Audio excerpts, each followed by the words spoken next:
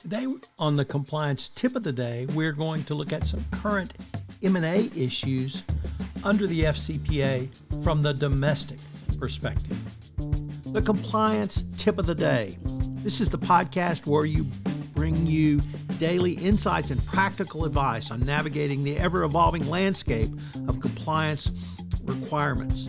Whether you're a seasoned compliance professional or just starting your journey, my aim in this podcast is to provide you with a bite-sized, actionable tip to help you stay on top of your compliance game. And now I'd like to say a few words about the latest podcast on the Compliance Podcast Network, AI Today in 5 with 5. Thrilled to announce the inaugural episode of my latest podcast series, AI Today in 5. I wanted to do a short, curated set of stories and news stories about AI for the compliance professional and the greater business professional. You can check it out on Megaphone, the Compliance Podcast Network, Spotify, iHeartRadio, or Apple, or wherever great podcasts are listened to. Check out AI Today in 5. This week on the Compliance Tip of the Day, we consider the role of the board in various compliance issues. Today, we begin with the role of the board in artificial intelligence. I know you'll enjoy this episode, and indeed, I know you'll enjoy the entire series this week. So what is the role of the board when it comes to AI? Well, robust governance frameworks cannot be overstated. As AI systems become more increasingly integrated into compliance, the need for more comprehensive structures to ensure compliance, ethical alignment, and trustworthiness has become paramount. Every company's board of directors must provide leadership in these critical areas of compliance governance, ethics governance, by using a holistic approach to mitigate the risks associated with these issues. Missing compliance governance can have far-reaching consequences, undermining the entire integrity of your AI-driven initiative. Boards must ensure alignment with enterprise-wide governance, compliance, and control of GRC frameworks.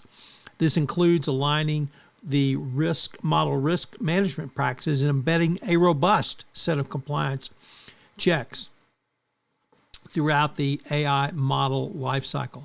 By promoting awareness of how the AI model works at your organization, you can minimize information asymmetries between development teams, users, target audiences, thereby fostering a culture of transparency and accountability.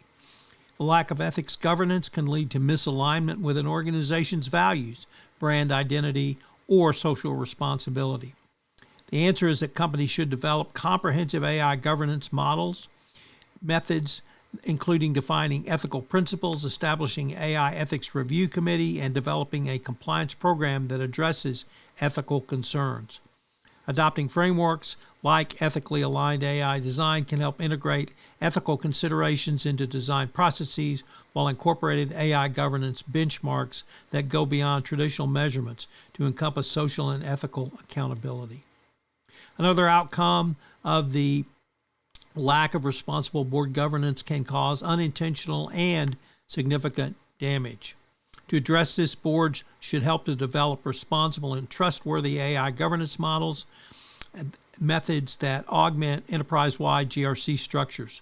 This can include establishing a board committee to oversee mission priorities and strategic AI planning, collaborating with service line leaders and programs to align with ethical AI guidelines, practices, and developing compliance programs to guide conformance with ethical AI principles and relevant legislation. Finally, implementing AI independent verification and validation processes can help identify and manage unintentional consequences going forward. So what are today's 3 key takeaways? Number 1, your board must lead your organization's efforts around governance. Number 2, boards must oversee AI compliance and ethics going forward. And number 3, boards should create a framework, or a comprehensive framework for AI governance.